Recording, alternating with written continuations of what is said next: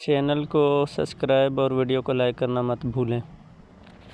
ہمارے نبی صلی اللہ علیہ وآلہ وسلم نے فرمایا کہ اللہ پاک اس شخص کے چہرے کو تازہ رکھے جو مجھ سے حدیث سنے اور اسے ویسے ہی آگے بیان فرما دے۔ یہ بس بالکل آنے ہی والے ہیں۔ اردن کو عبور کیا تھا۔ یہاں ایک اہم معلومات آپ کے ساتھ شیئر کرنا چاہتا ہوں کہ آج کل سوشل میڈیا پر امام مہدی رضی اللہ عنہ کے حوالے سے مختلف پریڈکشن کی جاتی ہے کہ امام مہدی آ چکے ہیں یا بس بالکل آنے ہی والے ہیں، اور یہ ویسے ہے بڑا مشکل کوسچن، اس سے ٹپیکل کوسچن کہ کب آئیں گے امام مہدی کا ایگزیکٹلی ظہور کب ہوگا۔ اس سوال کا 100% درست جواب دینا تو مشکل ہے، مگر کچھ نشانیاں ایسی ہیں جو امام مہدی رضی اللہ عنہ کے آنے سے پہلے ظاہر ہو جائیں گی، اور کچھ باتیں تو ہم ابتدا میں آپ کو بیان کر چکے ہیں، اور مزید جو واضح نشانیاں ہیں وہ بھی ہم آپ کو شارٹلی بتا دیتے ہیں کہ امام مہدی کے ظاہر ہونے سے پہلے ظاہر ہونے والی جو نشانیاں ہیں ان میں سب سے پہلے نشانی یہ ہے کہ دریائے فرات پہاڑ کی طرف سے پھٹ پڑے گا اور اس میں سے موجود سونا ظاہر ہونے لگے گا۔ ان کے آنے سے پہلے رمضان شریف کی پہلی تاریخ کو چاند گہن ہوگا، اور اسی دن سیم ڈے دوپہر کے وقت سورج گہن ہوگا، اور ایسا گہن پہلے کبھی نہ ہوا ہوگا۔ یہ دوسری بڑی نشانی ہے۔ اور 3 یا 7 راتیں مشرق یعنی ایسٹ کی طرف سے ایک بڑی آگ ظاہر ہوگی، اور بہت بڑے بڑے زلزلے ارتھ کویک بھی آئیں گے۔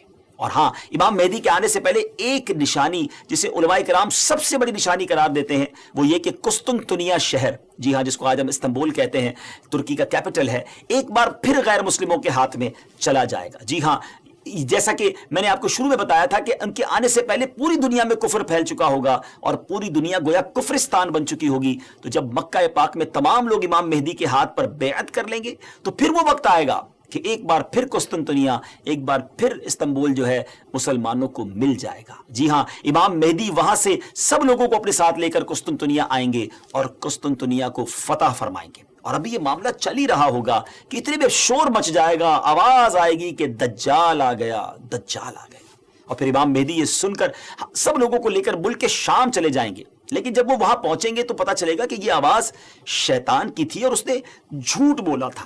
لیکن امام مہدی کے شام پہنچنے کے بعد واقعی پھر دجال نکل آئے گا، اور پھر امام مہدی اپنے لشکر کو لے کر وہیں محصور ہو جائیں گے، یعنی آپ ان لوگوں کے ساتھ اس ایریا میں ہی رہ جائیں گے، اور اتنے میں دجال پوری دنیا گھوم لے گا۔ پھر اس کے بعد آسمان سے حضرت عیسیٰ علیہ السلام سبحان اللہ جامع مسجد دمشق کے مشرقی مینارے پر آئیں گے۔ ہم حضرت عیسیٰ علیہ السلام کے بارے میں آپ کو ایک تفصیلی ایپیسوڈ میں بتائیں گے، اور انشاءاللہ مزید اس کے بارے میں آپ کو ڈیٹیل بتائیں گے۔ ہماری بات جاری ہے، لیکن اگر ابھی تک آپ نے دعوت اسلامی کے یوٹیوب چینل کو سبسکرائب نہیں کیا تو پلیز سبسکرائب بھی کر دیں، شیئر بھی کر دیں۔ یقیناً یہ نیکیوں بھری باتیں آگے پہنچیں گی تو اس کا ثواب جو ہے وہ آپ کو بھی ملے گا۔ تو بہرحال اب حضرت عیسیٰ علیہ السلام کا نزول جامع مسجد دمشق کی جو مشرقی مینارے میں ہوگا تو صبح کا وقت ہوگا، نماز فجر کے لیے 51۔ اب کوسچن یہ ہے کہ اس وقت فجر کی جماعت کون کروائے گا؟ امام مہدی بھی مسجد میں ہے، حضرت عیسیٰ علیہ السلام کا بھی ظہور ہو گیا ہے۔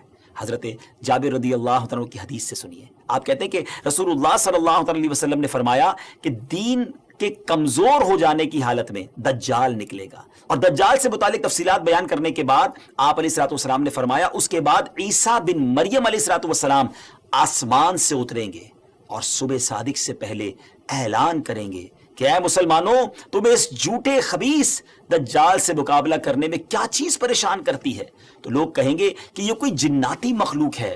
یہ لوگ آگے بڑھ کر دیکھیں گے تو انہیں حضرت عیسیٰ علیہ السلام نظر آئیں گے۔ پھر نماز فجر کے لیے اقامت ہوگی اور مسلمانوں کے امیر امام مہدی کہیں گے کہ اے روح اللہ، امامت کے واسطے آگے تشریف لائیں۔ حضرت عیسیٰ علیہ السلام فرمائیں گے تمہارا امام ہی تمہیں نماز پڑھائے۔ تو اس وقت امام مہدی، جی ہاں، امام مہدی رضی اللہ تعالیٰ عنہ نماز کی امامت فرمائیں گے۔ جب لوگ نماز سے فارغ ہو جائیں گے تو مل کر حضرت عیسیٰ علیہ السلام کی قیادت میں دجال سے مقابلے کے لیے نکلیں گے۔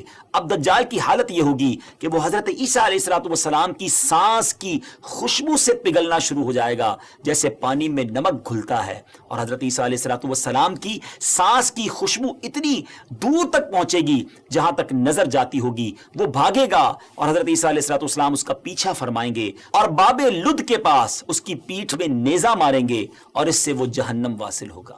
تو یہ معلومات تھی امام مہدی رضی اللہ عنہ کے حوالے سے، اور امام مہدی کے حوالے سے جو بہت ساری افواہیں، مسکنسیپشن گردش کر رہی ہوتی ہیں، تو یہ فائنل मालूमात बल्कि बिल्कुल ऑथेंटिक सोर्स से हमने आपको बयान कर दी हैं कि उनके ज़हूर के वक्त बहुत फितना होगा और इस्लाम सिर्फ मक्का व मदीना में होगा और ज़हूर के वक्त उनकी उम्र 40 साल होगी और बैतुल्लाह में आपका ज़हूर होगा वगैरह वगैरह। तो व्यूवर्स, इन बातों पर आप लोग अमल करें, बल्कि ये वाली वीडियो आप आगे ज़्यादा से ज़्यादा शेयर कर दें ताकि देखकर लोग भी बिल्कुल सही और ऑथेंटिक रेफरेंस के साथ मालूमात जो है वो हासिल करें। ये तमाम बातें जो मैंने आपसे की हैं, अहादीस बयान की हैं, उसके रेफरेंस हमने डिस्क्रिप्शन में पेश कर दिए हैं, आप वहाँ से कंफर्मेशन भी हासिल कर सकते हैं। आखिर में दुआ है कि अल्लाह करीम हम सबको फितना दज्जाल से बचाए और जो इस वक्त भी मुश्किल वक्त है उसमें भी अल्लाह करीम हमारी मदद फरमाए। नाज़रीन, अब हमारी इस एपिसोड का वक्त इख्तिताम हुआ। अगली किस्त में एक और क़यामत की निशानी लेकर हाजिर होंगे। हमारी इस एपिसोड को भी शेयर करते रहिए, हमें भी दुआओं में याद रखिए।